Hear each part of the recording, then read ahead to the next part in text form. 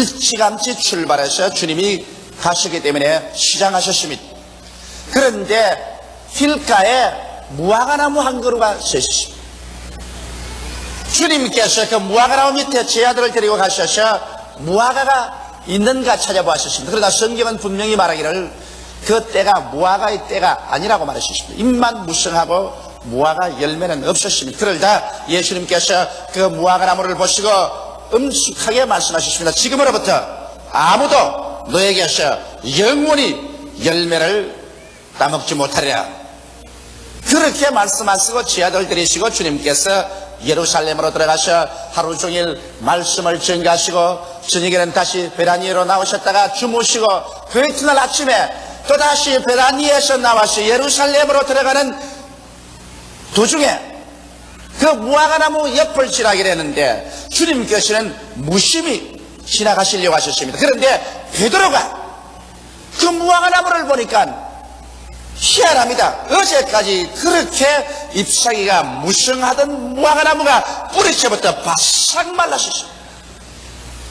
베드로가 신기해서 견딜 수가 없었습니다. 주여, 주님께서 어제 저주하신 무화과가 말랐나이다.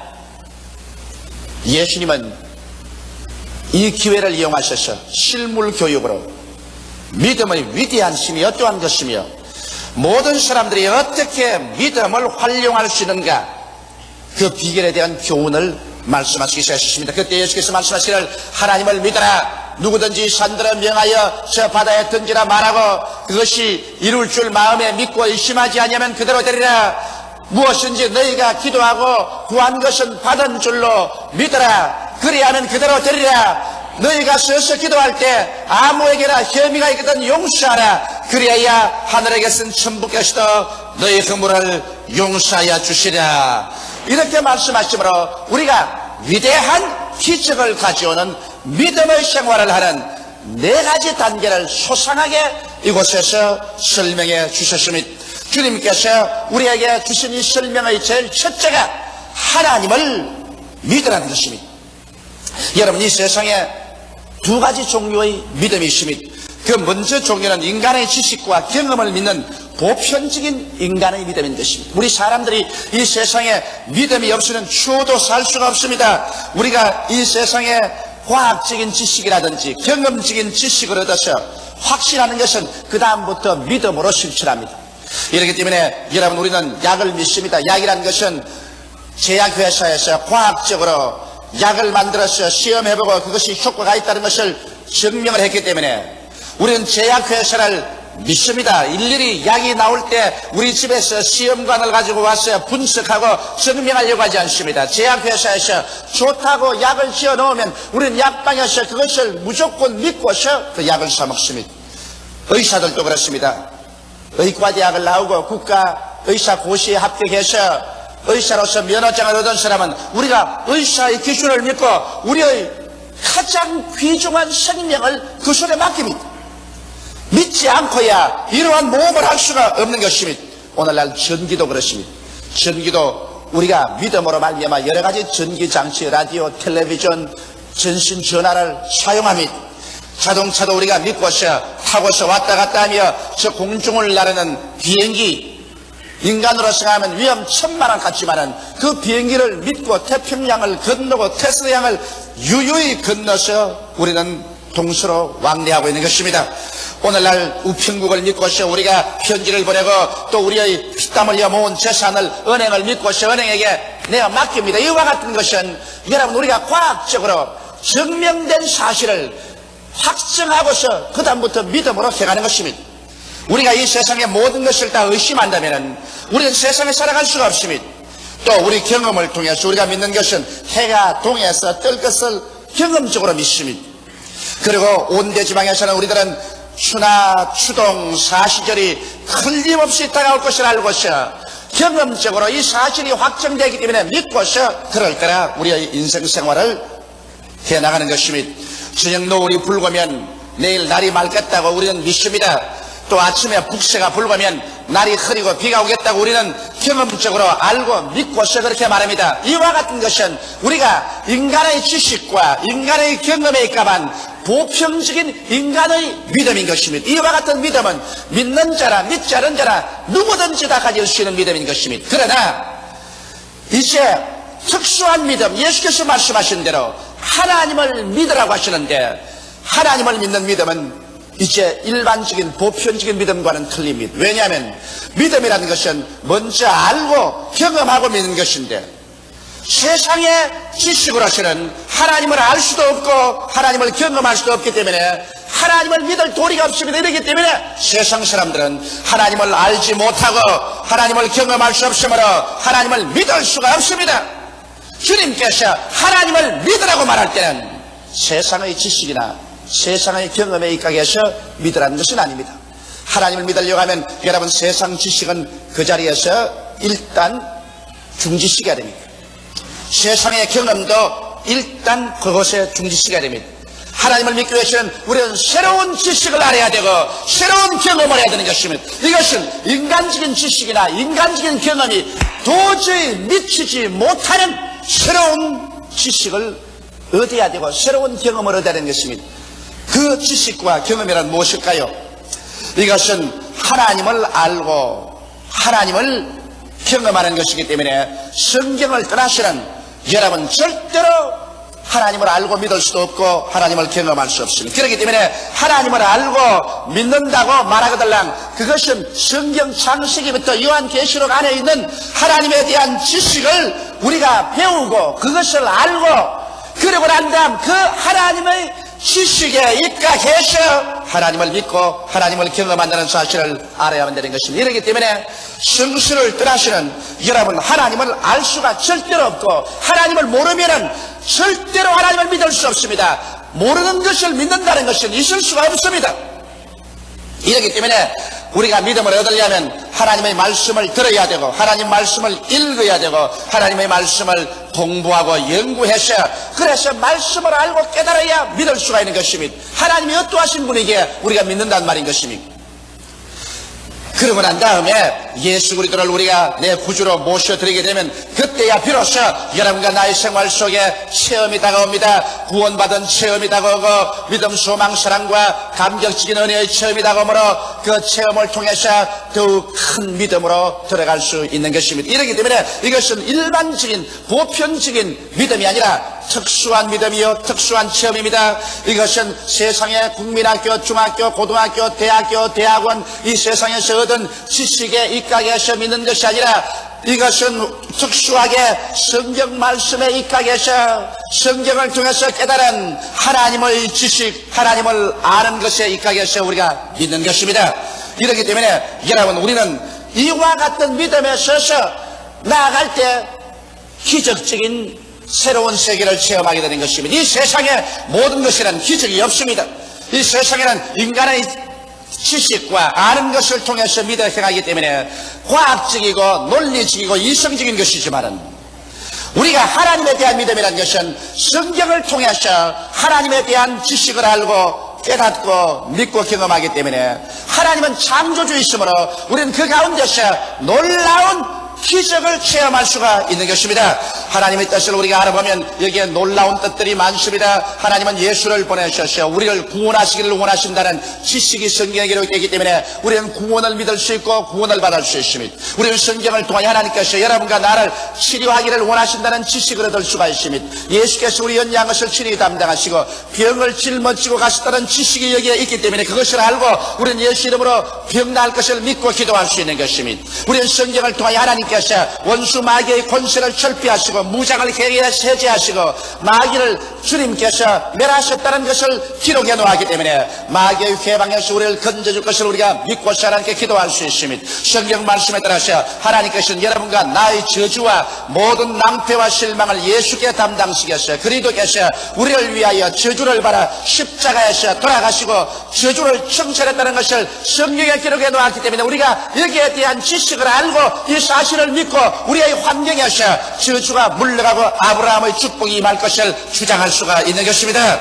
성경에는 보면 하나님께서 우리에게 위해서 예수님 사망과 음부를 철폐하시고 천당문을 열어놓았고 그 다음 새하늘과 새 땅과 새 예루살렘을 예비해 놓았다고 기록해 놓았기 때문에 우리는 그 말씀을 보고 그것을 알고 그것을 믿고 우리는 죽음 저 건너편에 새하늘과 새 땅과 새 예루살렘 영원 무궁신천 신지가 기다리고 있을 것을 우리는 알고 믿을 수가 있는 것입니다. 그렇기 때문에 말씀을 떠난 믿음이라는 것은 이야말로 샤머니즘이요, 말씀을 떠난 기적을 기대한다는 것은 이야말로 신비주의인 것입니다. 우리는 말씀에 서서 그래서 하나님을 알고 믿고서 나갈 때 이것은 하나님의 역사를 여러분과 나의 생애 속에 체험해서 주의 위대한 기적을 얻을 수 있습니다. 그렇기 때문에 예수님께서는 우리 보고 하나님을 믿으라 이렇게 말씀하신 것입니다. 둘째로 주님께서는 제 아들에게 말씀하시기를 이 산들을 들리어 바다에 던지우라 하며 그것이 이룰 줄 마음에 믿고 의심하지 아니하면 그대로 되리라고 말씀한 것입니다. 여기에서 우리 주님께서는 말의 위대한 능력에 관해서 말씀하고 있는 것입니다. 여러분, 예수께서 이 산들을 명하여 바다에 던지라고 했는데 이것은 이미 심장한 비유로 가지고 말씀한 것입니다. 우리 한국같이 산이 많은 나라에 그만 온 한국산 다 태평양 바다로 가서 떨어지라면 좋겠는데 주님이 말씀하신 것은 그것보다 내면적인 의미인 여러분과 나에게 다가오는 악한 원수 마귀가 가져온 문제들의 태산을 향해서 명령하라는 것입니다. 여러분과 내가 살아가는 동안에 우리를 도적질하고 죽이고 멸망시키려는 마귀의 여러 가지 문제들이 부딪혀오는 것입니다. 죄악의 문제, 질병의 문제, 사람과 사람 간의 알력과 분쟁의 문제, 사업과 생활의 낭패와 실망의 문제, 고통의 문제, 마귀가 가져오는 태산줄령과 같은 문제가 우리에게 부딪혀서 이것을 해결할 수 없고 건너갈 수 없는 이러한 곤경에 처하게 될 때 성경에는 이 산을 향하여 말씀의 위대한 능력을 사용하는 것입니다. 성경은 이 말씀을 어떻게 사용하겠습니까? 이 산들을 명하여 저 바다에 던지라고 말하라고 말하셨습니다. 그러나 우리는 평생에 말을 해도 별로 역사가 없는데요, 이렇게 질문할 사람이 있을는지 모르겠어요. 그러나 성경은 마음에 의심하지 말고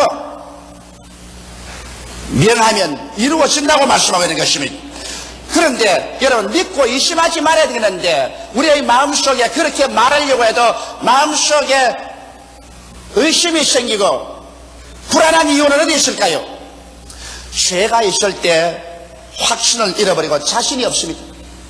자신이 없을 때 여러분 믿음이 안 생깁니다. 우리가 우리 마음속에 하나님 앞에 설 때 끄리낌이 없으면 마음이 담대하고 자신이 생기고 믿음이 생겨서 이 산들은 명하여 저 바다에 던지라고 말할 수 있지만은 내 마음속에 분명히 내가 아는 죄가 있고 하나님이 아는 죄가 있고 양심이 나를 정죄하고 있으면 자신을 잃어버리고 마는 것입니다. 자신이 없을 때 하나님을 믿음이 생기지 않고 의심이 생깁니다. 또 그뿐 아니라 내가 분명히 불순종의 생활을 하는데 내가 확신을 가지고서 이 산들을 명하여 저 바다에 던지라고 할 수 없습니다.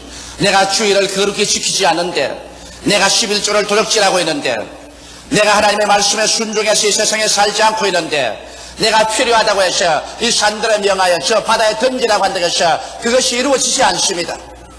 이렇기 때문에 마음에 믿고 의심하지 않기 위해서는 죄악을 회개해야 되는 것입니다. 마음에 그리끼고 양심이 그리끼는 것을 회개하고 주님 앞에서 보혈로 씻어버려야 되고 불순종의 생활을 청산해서 하나님의 뜻에 세워놓은 삶을 살고 난 다음에는 그 다음 여러분 입을 열어서 여러분의 생활 가운데 언제나 창조적인 선언을 하라는 것입니다. 여러분의 말은 여러분이 생각하는 것보다 더 위대하게 여러분의 운명과 환경을 변화시키는 능력이 있습니다. 성경은 여러분과 나로 하여금 하나님의 형상과 모양대로 지어받았다고 말하는 것입니다. 하나님께서는 말씀으로 천지를 지으셨습니다. 하나님은 말씀의 에너지를 통해서 모든 만유를 창조하셨습니다. 오늘날 여러분과 나는 하나님의 형상과 모양대로 지음받을 수가 아니라 오직 하나님의 형상과 모양으로 지음받은 사람이 행할 수 있는 창조적인 말을 바랄 수가 있는 것입니다. 이 말을 통하여 여러분과 나의 인격뿐 아니라 우리의 환경과 운명이 지배되고 창조된 것입니다. 이렇기 때문에 예수님께서는 무화과나무를 보시고 지금으로부터 영원토록 아무도 너에게서 열매를 따먹지 못하려고 말씀하셨는데 그들은 무화과 나무가 죽어버리고 마는 것입니다. 여기에서 예수님께서 우리 입에서 나오는 말씀의 위력을 표본으로 보여주신 것입니다. 이래서 여러분과 나는 오늘날 우리 입에서 이와 같은 창조적인 말을 항상 사용함으로 믿음의 위력을 사용하자는 것입니다. 우리 가정에서 슬픔은 떠나간다. 모든 질병은 사라진다. 모든 낭패와 실망은 없어져 버리고 만다. 나는 승리자다. 나는 성공한다. 나는 축복을 받은 사람이다. 이 얼마나 놀라운 말인 것입니까? 죄악을 이기고 살아간다. 마귀는 나에게 도적질하고 죽이고 멸망시키지 못한다. 마귀는 물러가야만 한다. 질병에서 나는 건강하고 보호를 받는다. 올해는 나는 축복을 받고 있다. 나는 영생을 얻은 사람이다. 문제는 해결된다. 절망은 사라진다. 실패는 없어진다. 이와 같은 말들이 얼마나 위대한 힘을 발휘하셔 부정적인 세력을 뿌리쳐 봐버리고 여러분을 승리의 단계에 얹어놓는지 형언할 수 없는 위력이 있습니다. 그러나 이 말을 사용할 줄 모르고 나는 못해요, 나는 안 돼요, 나는 할 수 없어요, 우리는 망해요, 우리는 이젠 죽었어요, 나는 이 병들어 죽을 거예요, 나는 사업에도 다 낭패했어요, 나는 낙제생이요, 나는 패배자요, 모든 것이 끝장났어요. 이러한 말을 할 때 그 말이 그 인생을 완전히 무화과 나무 잎이 말라버리듯이 말라버리게 만들어지고 사망과 절망을 가져온다는 것을 알아야 되는 것입니다. 이러므로 예수께서 우리에게 가르친 이 말씀에 주님께서 진실로란 말을 붙였습니다. 내가 참말을 말하고 거짓말을 하지 않는 것입니다. 그렇기 때문에 너희 입술에 말을 가지고서 너희 살리기도 하고 죽이기도 한다는 사실을 알라는 것입니다. 이러므로 오늘 이 시간부터 여러분 우리는 긍정적으로 말하십시다. 그럴 때 하나님께서는 우리의 말을 따라서 하나님의 능력으로 나타나기 시작하는 것입니다. 그리고 이와 같이 긍정적인 말을 하면서 그 말이 이루어질 것을 우리가 기대하고 살아나갈 때 하나님께서는 그 기대를 쫓아서 우리가 상상할 수 없는 위대한 능력을 나타내는 것입니다. 성경에는 죽고 사는 권세가 혀에 있다고 말했었습니다. 우리 입에서 한 말로 우리가 묶이며 입에서 한 말로 우리가 사로잡힌다고 말했었습니다. 이러므로 예수께서 가르친 믿음의 둘째 단계인 긍정적인 말로서 믿음으로 의심하지 않고 늘 말하는 습관을 우리 생활에 붙이게 되시기를 주의 이름으로 축원합니다. 셋째로 주님께서는 무엇이든지 기도하고 구하는 것은 받은 줄로 믿으라. 그리하면 그대로 되리라고 말한 것입니다. 여러분, 기도하고 구한다는 것은 마음의 뜨거운 소원인 것입니다. 마음의 뜨거운 소원을 가지고서 우리 하나님 앞에서 부르짖어 기도할 때 얼마까지 기도해야 되겠는가? 여러분은 기도를 많이 하는 경험이 계십니다. 여러분이 기도를 할 때 이것이 반드시 응답을 받는다는 그와 같은 단계까지 기도하려면 얼마나 해야 될까요? 이 성경은 거기에 대한 것을 우리에게 완전히 보여주고 있습니다. 무엇이든지 소원하고 기도하는 것은 마음속에 성령의 도우심으로 말미암아 이 기도가 이루어졌다는 확신이 생길 때까지 기도하는 것입니다.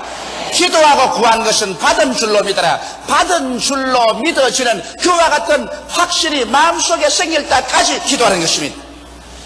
그래서 기도하고 난 다음 성령으로 말미암아 신기하게 마음의 평안이 우리의 심령을 점령하고 그러고 난 다음 갑자기 우리의 마음속에 눈엔 아무 증거 안 보이고 귀에는 아무 소리 안 들리고 손에는 잡히는 없는데도 불구하고 기도가 응답받았다는 확신이 마음에 줄기차게 채워줍니다. 아마 이런 체험을 오늘 제 설교는 여러분들이 한두 번은 다 해보셨을 것입니다.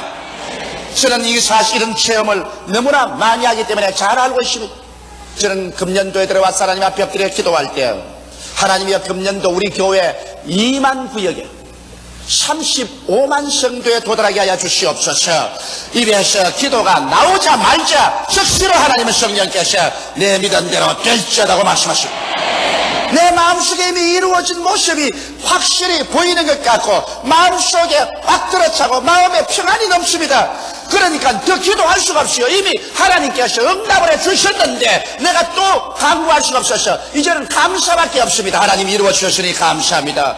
이미 마음속에 평안이 오고 없는 것이 있는 것 같이 느껴지고 주님께서 축복을 해주셨으니 이제는 감사밖에 더 있을 것이 없습니다. 이러므로 여러분께서 무엇이든지 기도하거든 받은 줄로 마음속에 확신이 될 때까지 기도하고 확신이 오거들랑 그때부터는 감사하고 긍정적으로 선언하게 되시기를 주 이름으로 축원합니다. 넷째, 이것은 대단히 중요한 것입니다. 우리의 믿음의 생활, 기적을 가져오는 신앙생활에서 아주 중요한 것입니다. 이것은 서서 기도할 때 아무에게나 혐의가 있거든 용서하라. 그래야 하늘에 계신 천부께서도 너희 허물을 용서해 주시라 했었습니다. 우리 하나님께서는 여러분 우리가 이웃에게 마음에 혐의와 원한을 품고 있으면 하나님은 역사하지 않습니다. 왜냐하면 하나님은 사랑이시기 때문에 우리의 마음속에 미움이나 분노를 갖고 있으면 이것은 어떠한 상황에도 하나님께서 응답할 수 없습니다. 왜냐하면 우리는 하나님 앞에서 우리의 한없이 큰 죄를 용서받았었습니다. 그러면 하나님께서 이 죄악을 탕감해 주셨는데 이제 우리에게 죄 지은 자에게 우리가 그 죄를 탕감해 주지 아니하면 여러분과 나를 하나님은 옥졸에 갖다 붙이시는 것입니다. 그 옥졸은 무엇이냐? 바로 마귀, 질병, 저주, 고통, 괴로움 같은 옥졸에 갖다 하나님 붙여버리는 것입니다. 성경이 그렇게 말하고 있습니다. 현대판으로 설명하면 성경에 마태복음 18장에 보면은 한 사람이 임금에게 빚을 졌는데 얼마나 빚을 졌냐? 100억을 빚을 졌습니다. 우리 한국 돈 100억. 도저히 갚을 수가 없어서 절망에 취했는데 임금이 와서 너희 처자를 다 팔고 재산 다 팔아서 갚으라고 하면 통곡을 하고 울거늘 임금이 불쌍히 여기서 옳다. 네가 100억을 도저히 갚을 수가 없으니 내가 탕감한다. 이제는 빚 없다. 이 사람이 얼마나 감격하고 감사하고 눈물을 흘리고 그렇게 밖에 나가서 자기 동관 하나를 만나며 친구가 자기에게 얼마나 빚을 졌느냐? 4만 원 빚을 졌습니다. 4만 원 빚진 친구의 목살을 잡고 야 이 녀석아 빚 갚아라. 내 시간만 좀 다오. 내 지금 4만 원이 없어 못 가겠다. 이거네. 그를 잡아서 고발해서 감옥에 넣고 말았습니다. 이것을 본 친구가 임금에게 와서 분도 막심해서 이 사실을 고하며 임금이 이 사람 불렀습니다. 야 이 나쁜 놈아, 네가 내게 100억의 빚을 졌어. 네가 갚지 못함으로 내가 불쌍히 네게 탕감해 주었는데 불과 너에게 4만 원 빚진 너희 친구를 용서하지 못하고 감옥에 가두었느냐? 이 녀석을 잡아서 감옥에 넣어서 빚을 다 갚을 때까지 옥졸에 붙여 고생시키라. 그리고 예수께서 말씀하기를 너희도 너희 이웃의 죄를 용서해 주지 아니하면 천부께서 이와 같이 하리라고 말한 것입니다. 천부께서 어떻게 한다 말한 것입니다. 천부께서 여러분과 나를 옥졸에게 붙여서 그래서 고통을 받게 하겠다는 것입니다.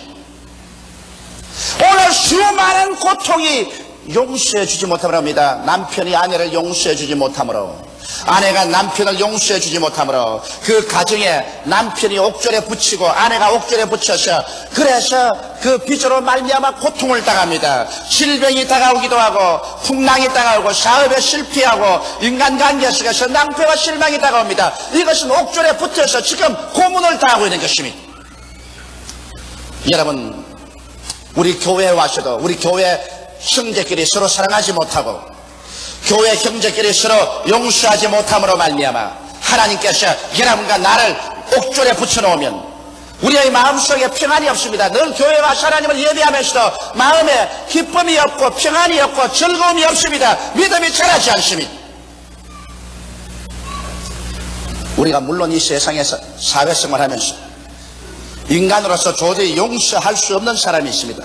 저런 인간을 용서할 수가 있느냐? 그러나 제가 말하는 것은 그 사람이 용서받을 수 없는 사람이지만은 그러함에도 불구하고 나의 속에서는 일방적으로 용서해 줘버리는 것입니다. 그런 용서받을 자격이 없음에도 불구하고 용서해 주는 것입니다. 그러므로 여러분은 어떻게 해야 될까요? 구체적으로 이름을 부르고 용서하십시오. 그리고 도저히 용서할 수 없는 사람에게는 하나님이 저 사람 용서받을 자격이 없지만은 나는 일방적으로 용서합니다. 그래서 여러분 가슴 속에서 막힌 것은 풀어버리시기 바랍니다.